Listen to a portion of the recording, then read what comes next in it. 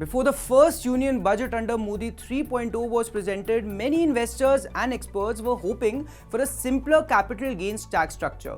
They wanted uniformity, making taxes agnostic of the type of financial assets and holding period to simplify the life for the everyday person. And to some extent, the finance minister did deliver this in her speech, but it came with a catch: more taxes for some financial assets. One of them is your house.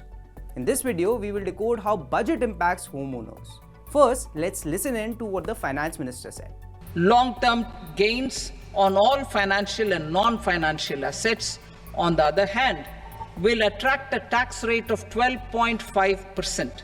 For the benefit of the lower and the middle income classes, I propose to increase the limit of exemption of capital gains on certain financial assets to 1.25 lakh rupees per year.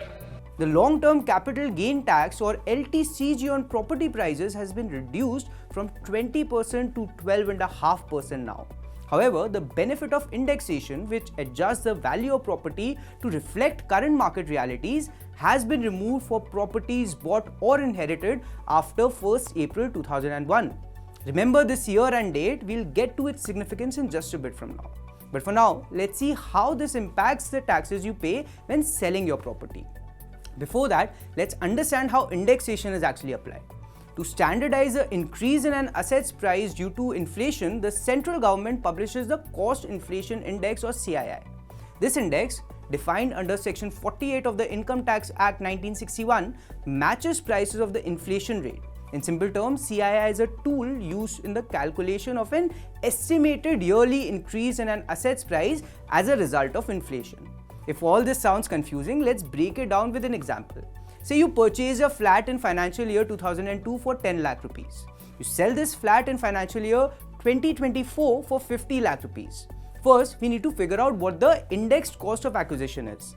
The CII for fiscal year 2002 is 100 and for financial year 2024 is 363. So the indexed cost of acquisition is 36 lakh and 30,000 rupees. You multiply the purchase cost by the CII of FY24 and divide this figure by CII of the year of acquisition. So your tax liability would have been the capital gain, which in this case is 13,70,000 rupees multiplied by the old rate of 20%. This equates to rupees 2,74,000. In the same scenario, now your capital gain would be 40 lakh rupees, which is your sales price minus the purchase price, and the capital gain tax applying the 12.5% rate works out to 5 lakh rupees. That's almost double of what you'd pay before the budget. To be exact, 82.5% higher. Now, why did we mention 2001 earlier?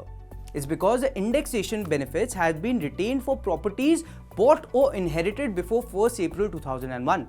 What this means is, if you bought or inherited the property you are selling before 1st April 2001, you get both the benefits of indexation and the reduced 12.5% tax rate. So to sum it up, while the new budget brings some simplification, it also means higher taxes for some homeowners. If you are planning to sell your property, knowing these changes can help you plan better.